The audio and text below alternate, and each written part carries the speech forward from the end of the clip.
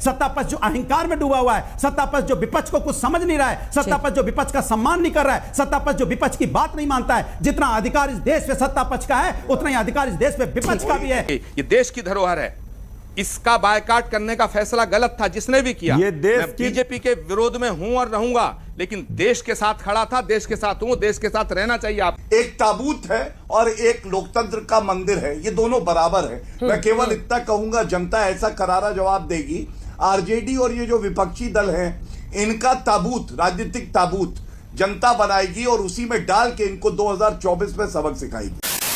दोस्तों नमस्कार, आप सभी का स्वागत है और आप देख रहे हैं एसके डिबेट। दोस्तों, नई संसद भवन के उद्घाटन का कांग्रेस पार्टी सहित तमाम विपक्षी दलों ने विरोध किया है और उद्घाटन का बायकॉट किया है। दोस्तों, आरजेडी ने नई संसद भवन की तुलना ताबूत से की है। दोस्तों, आज की डिबेट वीडियो इसी मुद्दे पर होने वाली है। बीजेपी की तरफ से गौरव भाटिया जी हैं, आचार्य प्रमोद कृष्णन कांग्रेस पार्टी की तरफ से हैं और अनुराग भदौरिया समाजवादी पार्टी की तरफ से हैं। दोस्तों, वीडियो बहुत शानदार होने वाली है। आपसे अनुरोध है वीडियो को अंत तक जरूर देखें। वीडियो पसंद आए तो लाइक करें, शेयर करें, कमेंट करें और मेरे चैनल को सब्सक्राइब करें। चलो दोस्तों, ओरिजिनल वीडियो स्टार्ट करते हैं। चलिए शुरू करते हैं। राष्ट्र को समझिए, हमारा विरोध भारतीय जनता पार्टी से नहीं है, हमारा विरोध लोकतंत्र के मंदिर से नहीं है, हमारा विरोध सत्ता पक्ष की जो तानाशाही उससे है। सत्ता पक्ष जो अहंकार में डूबा हुआ है, सत्ता पक्ष जो विपक्ष को कुछ समझ नहीं रहा है, सत्ता पक्ष जो विपक्ष का सम्मान नहीं कर रहा है, सत्ता पक्ष जो विपक्ष की बात नहीं मानता है। जितना अधिकार इस देश पे सत्ता पक्ष का है, उतना ही अधिकार इस देश पे विपक्ष का भी है। आचार्य जी को ये बोलना चाहिए था कि सत्ता पक्ष की जिम्मेदारी होती है कि विपक्ष अगर किसी बात से लोकतंत्र में सत्ता पक्ष से नाराज है, अगर अपनी बात कह रहा है तो सत्ता पक्ष बुलाए, सत्ता पक्ष विपक्ष दोनों एक साथ बैठते हैं और कोई समस्या उसका समाधान निकालने की कोशिश करते हैं। क्या सत्ता पक्ष ने एक बार भी कोशिश की? इतने बड़े लोकतंत्र के मंदिर का उद्घाटन होना है कि विपक्ष को बुलाए, राय मशवरा करे, बातचीत करे, समस्या का समाधान निकालने के लिए क्या कोशिश की? एक बार भी कोशिश की तो बता दीजिए। विपक्ष कहता रहा कि राष्ट्रपति जी को बुलाइए, चलिए आप नहीं बुलाना चाहते थे तो विपक्ष को बुलाते हैं। आप इतने तानाशाही में क्यों आ जाते हैं कि आप विपक्ष को कुछ समझते ही नहीं है? विपक्ष से बात करना नहीं है, माने आप विपक्ष से बात करना जरूरी नहीं समझते और आप उसके बाद कह रहे हैं कि विपक्ष वहां पे आए। अरे विपक्ष को सम्मान मिलना चाहिए। फिर दूसरी बात, आपने पीछे आदिवासी महिला, आदिवासी समाज से आती हैं, यही भारतीय जनता पार्टी जब राष्ट्रपति बने थे, राष्ट्रपति जी जब बने थे कोविंद जी, तब कह रहे थे दलित समाज से यही चिल्ला चिल्ला के चारों तरफ माहौल बनाते थे और जब इसका शिलान्यास हुआ था तब उन्हें नहीं बुलाया। आज आदिवासी समाज की महिला है, लक्ष्मी है, भारत माता है और डंके की चोट पे कहता हूं, तब भी आपने उन्हें नहीं बुलाया। तो मैं आपसे पूछना चाहता हूं, आप सिर्फ वोट के माध्यम से, जब आपको राजनीतिक लाभ लेना होता है तब आप इस तरह का शब्दों का इस्तेमाल करते हैं, जब आपको राजनीतिक लाभ नहीं लेना होता तो आप भूल जाते हैं। तुमसे ना हो पाएगा। लेकिन आज सवाल ये जरूर पूछा जाएगा कि पीएम से नफरत करते करते देश विरोधी गतिविधियों में क्यों लिप्त हो गए? क्यों कहते हो कब्र खुदेगी पीएम की और ताबूत की बात करते हो आप? चुन के तो वैसे ये आएंगे नहीं, लेकिन इक्का दुक्का अगर आएंगे तो मेरा भी विश्वास है कि इस लोकतंत्र के मंदिर में ये जाएंगे नहीं, क्योंकि बात का पक्का होना चाहिए आदमी को। और जब आप कहते हैं कि ये आरोप लगाते हैं ये बीजेपी का कार्यक्रम है, तो अंजना जी मैं पूछना चाहता हूं, जो सर्वोच्च न्यायालय के तमाम न्यायाधीश वहां पे उपस्थित थे वो बीजेपी के कार्यक्रम में थे। जिन लोगों की मैंने बात करी, मुख्यमंत्री वहां उपस्थित थे, वो क्या बीजेपी के लोग थे? जब मैंने बात करी विपक्षी पार्टियां थी, जगन मोहन रेड्डी वहां पे थे, वो क्या बीजेपी के कार्यक्रम में आए थे? देखिए, इनको ये समझना चाहिए कि इनके चरित्र में ये आ गया है कि ये संवैधानिक पदों पे जो व्यक्ति होते हैं और संवैधानिक जो संस्थाएं होती हैं उनका सम्मान नहीं करते। वहां पे मौलाना थे और बोला गया, उन्होंने आयत पढ़ी कुरान की। मौलाना तो असली निकला, लेकिन जो अपने आप को कहता था कि मैं संविधान की रक्षा करूंगा, वो एक बहरूपिया निकला। और मैं ओवैसी जी के लिए ये बात कह रहा हूं।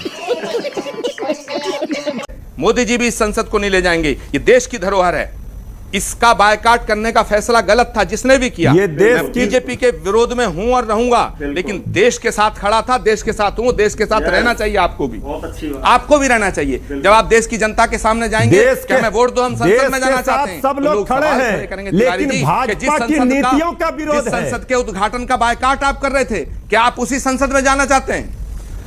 तिवारी जी, आज का दिन समझनी चाहिए। आज ही का दिन नहीं। अब हमारी जो लक्ष्मी मैया हैं, माता लक्ष्मी कमल पे के ऊपर बैठी हैं, तो उसे भी बीजेपी का मान लें। भगवा रंग हमारे शौर्य का प्रतीक है, भगवा रंग हमारे तिरंगे में है, क्या उसे भी हम भाजपा का मान लें? आप रोज कहते रहते हो भगवाकरण कर रहे हैं, भगवाकरण कर रहे हैं, भगवाकरण। यही तो हम कर रहे हैं। भगवा के भाजपा का है, ये हमारे भारत के जवानों के शौर्य का प्रतीक है। मेरी बात पूरा होने दें पंडित जी। और तीसरी बात यह है कि अगर हम ये कहते हैं कि ये भारत की जो संसद बन रही है भाजपा की थोड़ी है, इसका बायकॉट करने की जरूरत क्या थी? फिर भी आपको मेरी सलाह अच्छी नहीं लग रही है। मैं तो वो बात कह रहा हूं कि जो जनभावना है, जो जनता के हृदय में है, तो जनभावना ये है कि नई संसद का स्वागत होना चाहिए। मैं तो आपके भले की बात कर रहा हूं, मैं आपका विरोधी थोड़ा ही हूं। मैं तो खुद कहता हूं मैं भाजपा का विरोधी हूं, डंके की चोट पे कह रहा हूं आज भी, लेकिन मैं नई संसद का स्वागत करता हूं। मैं नरेंद्र मोदी जी के नीतियों का विरोध करूंगा, नरेंद्र मोदी जी के खिलाफ बोलूंगा, लेकिन उनके सरकार के किए गए फैसलों के खिलाफ बोलूंगा, लेकिन भारत का जब सवाल आएगा तो भारत की संसद का सम्मान करना मेरा दायित्व है। भारत के सम्मान का, भारत के गौरव के प्रति नतमस्तक होना, भारत के गौरव के प्रति नतमस्तक होना हर भारतीय का कर्तव्य है। क्या बात है सर, क्या बात है सर। देखिए, जो रोंदू फूफियां हैं, जो छाती पीट रही हैं, मातम का माहौल है, जो आज लोकतंत्र के मंदिर में जिस तरह से 140 करोड़ भारतीय गौरवान्वित हुए, उस पर सम्मिलित भी नहीं हो पाए, उन पे आऊंगा। लेकिन मैं एक बात जरूर कहूंगा, ये वो लोकतंत्र का मंदिर है जिसका पूरे भारत को, हर नागरिक को इंतजार था। और वाकई ये एक अद्भुत दिन है, और अद्भुत दिन इसलिए है क्योंकि आज वर्तमान में हम देख रहे हैं किस तरह से एक अलौकिक इमारत मिली है, और ये वो इमारत है जहां हम भविष्य में देखेंगे जो अकल्पनीय है लेकिन होके दिखाएंगे। हम यहां पे यूनिफॉर्म सिविल कोड देखेंगे, कानून आएगा। यहां देखेंगे कि कैसे विश्व में सबसे बड़ी अर्थव्यवस्था बनती है। हम देखेंगे कि हर भारतीय का जो सपना है उसको कैसे पूरा किया जाता है संवाद से। लेकिन दुख की बात क्या है अंजना जी, जो आपने मुझसे प्रश्न किया था, कर्तव्य में और अधिकार में एक फर्क है। कर्तव्य ये होता कि विपक्ष आज जाता, सम्मिलित होता, और उनका अधिकार है उसके बाद विरोध करता। जो विपक्ष अपने कर्तव्य को नहीं समझ पाया, जो ये जान नहीं पाया कि उनकी भूमिका थी, आज वहां होना चाहिए था। और आरजेडी का एक ट्वीट आया जिसने सबको आहत किया। उन्होंने बता दिया एक ताबूत है और एक लोकतंत्र का मंदिर है, ये दोनों बराबर है। मैं केवल इतना कहूंगा, जनता ऐसा करारा जवाब देगी। आरजेडी और ये जो विपक्षी दल हैं, इनका ताबूत, राजनीतिक ताबूत जनता बनाएगी और उसी में डाल के इनको 2024 में सबक सिखाएगी। देखा दोस्तों, अनुराग भदौरिया बोल रहे हैं कि हमारा विरोध बीजेपी से नहीं है, हमारा विरोध नई संसद भवन से नहीं है, हमारा विरोध सत्ता पक्ष से है, जो विपक्ष को कुछ भी नहीं समझ रहा और अहंकार में डूबा हुआ है। उसको विपक्ष को समझना चाहिए, उसकी बात सुननी चाहिए। वहीं आचार्य प्रमोद कृष्णन बोल रहे हैं कि नई संसद भवन के उद्घाटन का विरोध नहीं करना चाहिए था।